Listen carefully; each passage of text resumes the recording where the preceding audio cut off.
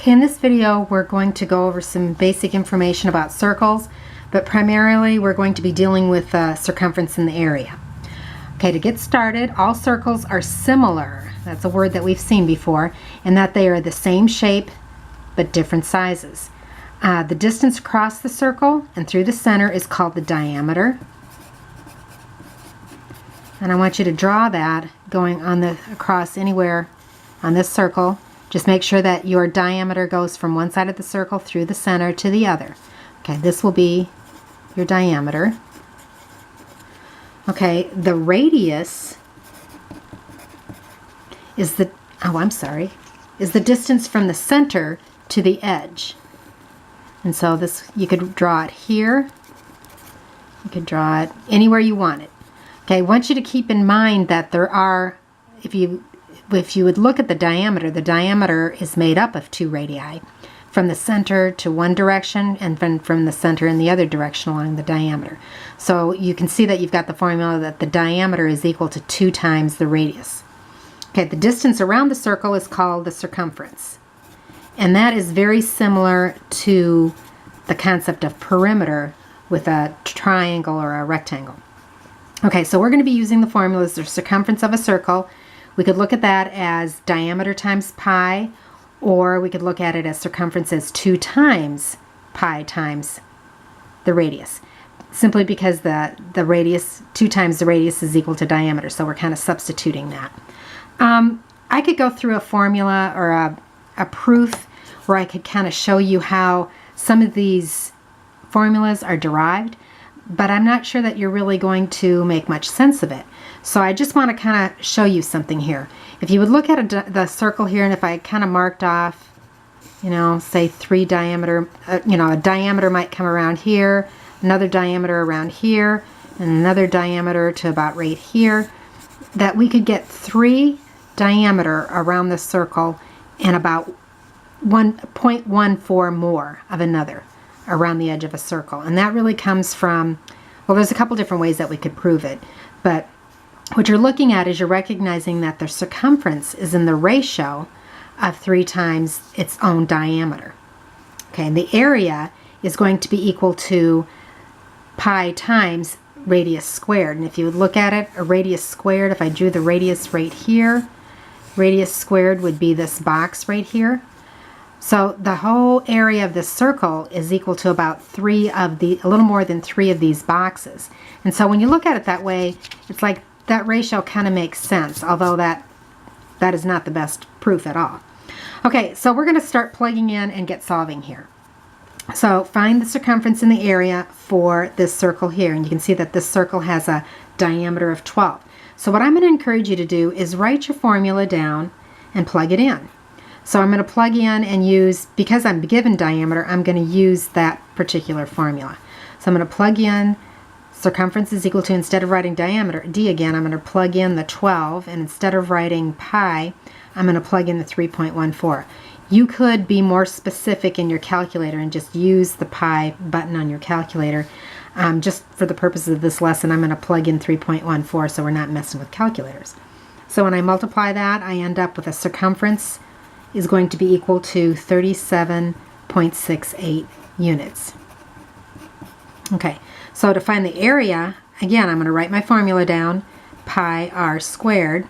Pi is going to be 3.14, but my radius squared, I'm going to remember that I'm not using the diameter. I'm going to have to cut this in half because I have a radius here and a radius here, and both of them are going to be equal to 6 because that sums to give me the 12. So I'm going to put in 6, but I have to square that.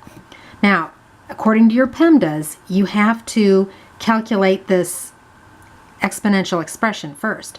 So 6 squared is 36, then I multiply by 3.14, and I'll find that my area then is equal to 113.4 units squared. Okay, I don't think I made that super clear. Okay, this next one we're going to be starting with a radius here. So I'm going to use the circumference is equal to, and this time I'll write 2 times pi times the radius, because I've been given the radius. You could substitute and just double it and plug in the diameter. So 2 times 3.14 times my radius of 3 And that's going to give me 18.84 units. Now I'm going to plug in and solve for area, which again I'm going to plug in pi r squared. So that's 3.14, and then my pi of 3, or I'm sorry, radius of 3 squared. And again, using your PEMDAS, you're going to have to start here. So 3 squared would be 9. 9 times 3.14 is going to give me 28.26 units squared. And for the most part, I think I'm not really showing anybody anything new. It's probably something they haven't used in a while. I'm going to go down here, and this one we're going to actually need to work backwards because we are given the area of a circle is 200.96 centimeters squared. We're going to have to work backwards and find the radius, and I also tacked on here we're going to find the circumference. So again, I'm going to write down that formula that I know that the area is equal to this. So area is equal to pi r squared, and then I'm going to plug in what I know. I know that the area, I've been given the outcome, is 200.96. It's going to be equal to 3.14 times radius squared. Well, I know that pi is 3.14. It's the r squared I don't know. So you're going to be using your algebra, and you're going to work backwards, and we're trying to isolate this r squared. I isolate that. I recognize that this is 3.14 times r squared. How do I undo that multiplication? I need to divide. So if I divide that side by 3.14, I'm going to divide this side by 3.14. That eliminates. So now I have r squared is equal to, I believe I come up with 64. Okay, and then I'm going to, I undo squaring by square rooting. We did this before when we were dealing with Pythagorean theorem. So the square and the square root cancel each other out, and I end up with my pi, or my radius is equal to 8. So I'm going to write on here radius is equal to 8. We solved that. So now I'm going to use that in the circumference formula because I'm also going to find circumference. And again, the formula for circumference is 2 pi r. I'm going to plug in 3.14 times the radius that I know is 8. And when I multiply all that out, I end up with 50.24 centimeters. And so circumference is equal to 50.24 centimeters.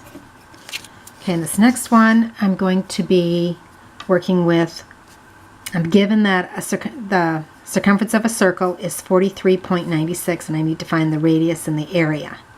So again, we're working backwards, but I've been given the circumference this time, so I'm going to start with that formula. Circumference is equal to, I'm going to go with diameter times pi this time.